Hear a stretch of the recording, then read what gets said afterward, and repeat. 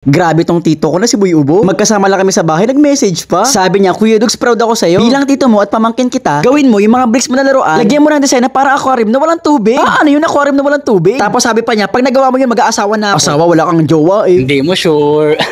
O sige na nga, gagawin ko na. Pero syempre bago yan, umorder na ako ng mga kakailanganin natin para sa gagawin natin aquarium na walang tubig. Una, ito nga palang basahan na kulay blue. Ito yung basahan na hindi ka madudulas. Umorder talaga ako nitong kulay blue. Ito kasi magiging tubig natin eh. Pangalawa, umorder nga din pala ako nitong mga bato-bato. Syempre dagat, aquarium, may tubig. Syempre dapat meron din bato-bato, parang beach. Pangatlo, para magmukhang dagat talaga tong aquarium natin na walang tubig. Umorder na rin nga pala ako nitong mga starfish at mga corals. At itong apat na pinaka-importante sa lahat, umorder nga pala ako ng background ng dagat para mapil talaga natin at ng mga bricks natin na nasa dagat sila. Para piling nila nasa under the sea talaga sila. Dito pala ako sa pangatong layer magde-design. Ito pangatong layer ang gagawin natin aquarium na walang tubig. Una ko nga pala nilagay itong design. Buti na nga lang at saktong-sakto itong na-order ko. Sobra lang ng konti sa baba. Next naman itong basahan na kulay blue. Siya yung para magiging tubig natin. So malaki pala at sobra. Kaya naman gugupitin ko muna yung mga sobra. Dahil straight naman ako gumupit, hindi na pala ako gumamit ng ruler. Paunti-unti na nga lang pala ang gupit ko sa mahirap na baka sumobra. Pag sobra naman ay madali lang magbawas. Pag sobrang bawas naman ay hindi na natin madadagdagan. At eto na nga. First attempt ko, tingnan natin kung sasakto. At masasabi ko na sobrang galing ko ang gumupit kasi saktong-sakto. At yung sobra naman sa ilalim ng background natin, tinakloban ko na lang. O di ba ang galing, parang talaga siyang tubig. At dahil ngayon nalagyan na natin yung basahan, inuumpisahan ko na rin pala maglagay ng mga pebbles.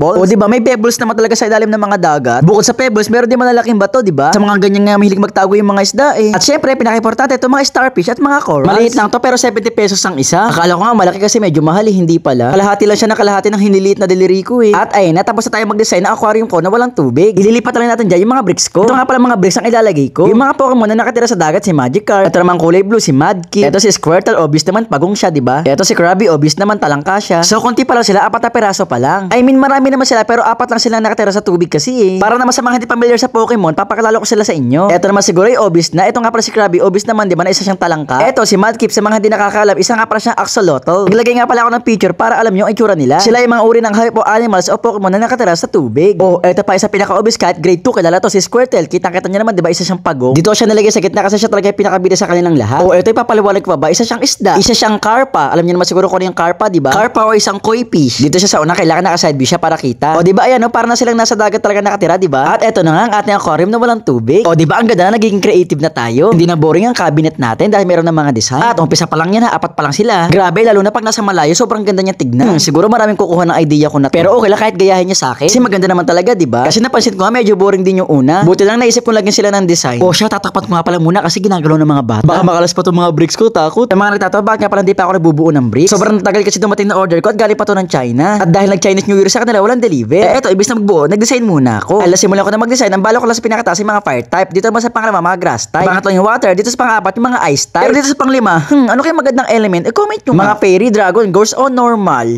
Grabe ka pagod. Pagkatapos ng content, eto naman ang gagawin ko. Ayan, ligpit at tapo ng basura. Eto yung mga behind the scenes na hindi nakikita eh. O siya, wag na tayo mag-change topic. Dahil nagawa natin yung request ni Boy Ibo, mag-aasawa na siya. Asawa, ito, may jowa ba siya? Wala nga eh. Yeah!